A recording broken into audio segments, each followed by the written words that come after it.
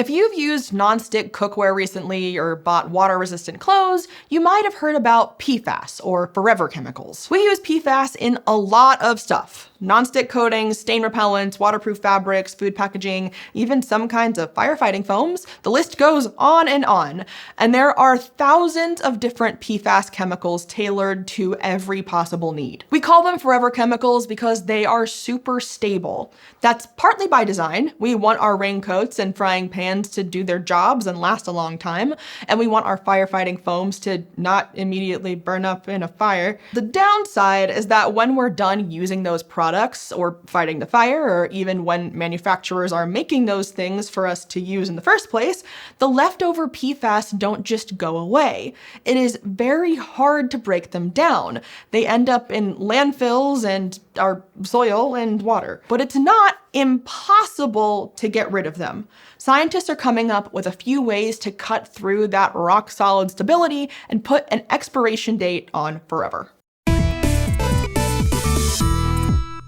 Before we get into it, let's go over what PFAS even is. PFAS stands for per- and polyfluoroalkyl substances.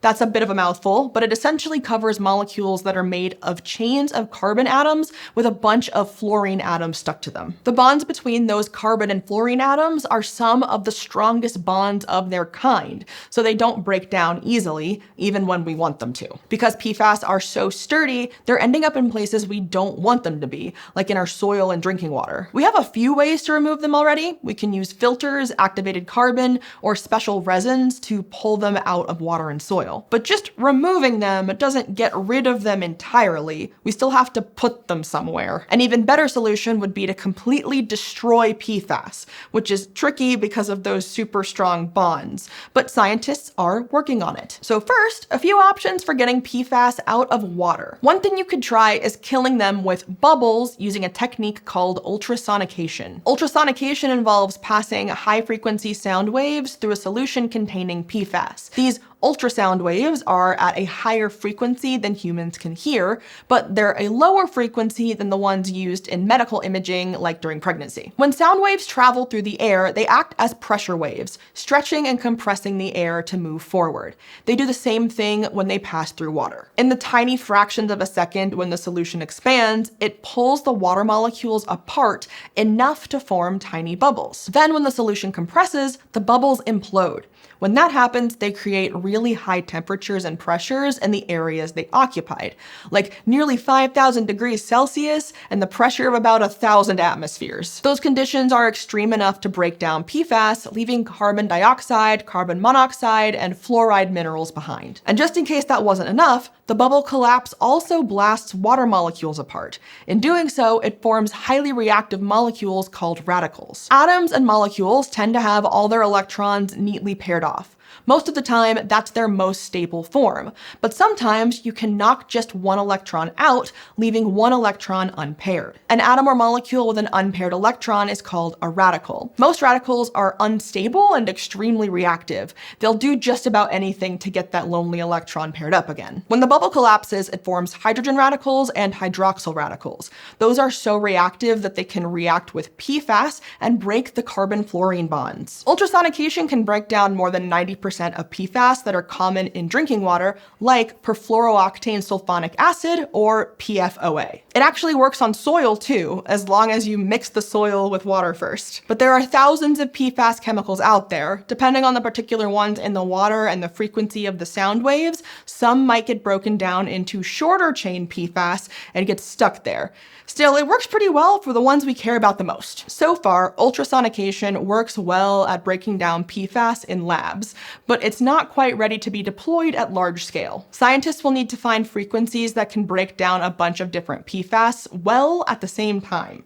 Ultrasonication is also kind of expensive, and it uses a lot of energy, so we'll want to work on that before sending it out into the world. Speaking of high pressures and temperatures, we don't necessarily need to rely on those tiny bubbles to do the work. We can destroy PFAS just as well if we heat and pressurize the entire solution. If you heat water above 374 degrees Celsius and put it under more than 218 atmospheres worth of pressure, something really weird happens. Water goes into a supercritical state. It's neither a liquid nor a gas, but it has some properties of both. More importantly, if there's any oxygen squeezed in there, supercritical water will make it react faster with a whole bunch of organic pollutants, including PFAS. Though we've known for a while that supercritical water speeds up these oxidation reactions, we've only started using them to treat PFAS in the last few years, and already the data is looking good. Supercritical water oxidation can destroy upwards of 95% of the PFAS in solution.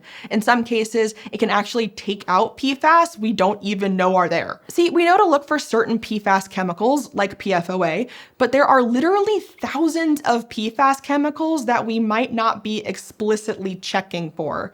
They're still kicking around in the water though, and supercritical water oxidation takes them out. The technique seems to work best with more concentrated streams of PFAS-contaminated water. If you need to concentrate the wastewater first, that could make it harder and more expensive to use at large scales. But there are commercially available systems that make use of this technology already.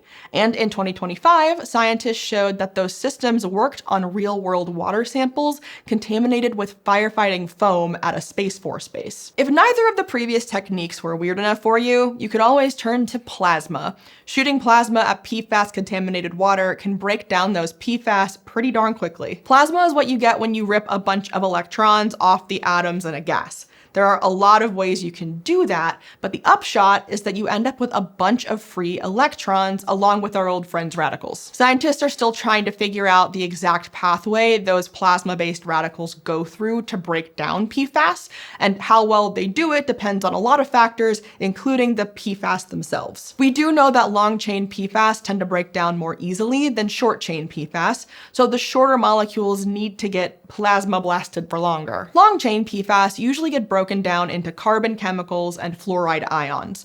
But like with all the other techniques we've covered, they can sometimes get stuck as short-chain PFAS that are harder to break apart, so that limitation will need to be worked around. Plasma reactors are another technology that's currently available at scale. Commercial mobile reactors can treat PFAS-contaminated water at a rate of several gallons per minute. Now, what if we want to get PFAS out of soil instead? One up-and-coming way to obliterate them is to smack them around a bunch with mining equipment. No, really, it's a process known as ball milling, and it's the same thing miners do to grind up ores. First, you put PFAS-contaminated soil into a ball mill, which is a big rotating drum. Then you add in some steel or ceramic balls, hence ball milling. Usually scientists add another chemical in with the PFAS to speed up the reaction. They might use something like potassium hydroxide or a phosphate. Then you spin the drum and everything in it. When the balls tumble around in the drum, they pulverize pretty much everything in there. The tumbling action generates enough mechanical force to get those super stable carbon-fluorine bonds to break down. When potassium hydroxide gets smacked around in this mechanical ball pit, it forms hydroxyl radicals. Just like before, those hydroxyl radicals are so reactive that they can help kick the fluorine atoms off of PFAS. For certain PFAS, just banging the soil around can generate enough free electrons from whatever's in the dirt to destabilize the carbon-fluorine bond. No other chemicals needed. In some cases, ball milling can break down between 80 and 100% of PFAS in the soil in just a few hours. It can even break all the carbon-fluorine bonds. That leaves behind fluoride minerals and carbon compounds that break down normally. Occasionally though, it only partially breaks down larger PFAS, leaving smaller PFAS behind, so it's not always a perfect solution. Still, when it works, it really works. Most studies so far have focused on lab-scale setups called planetary ball mills, but some studies show that larger systems called horizontal ball mills can also work well. Horizontal ball mills are already used in mining. We already have the technology ready to go.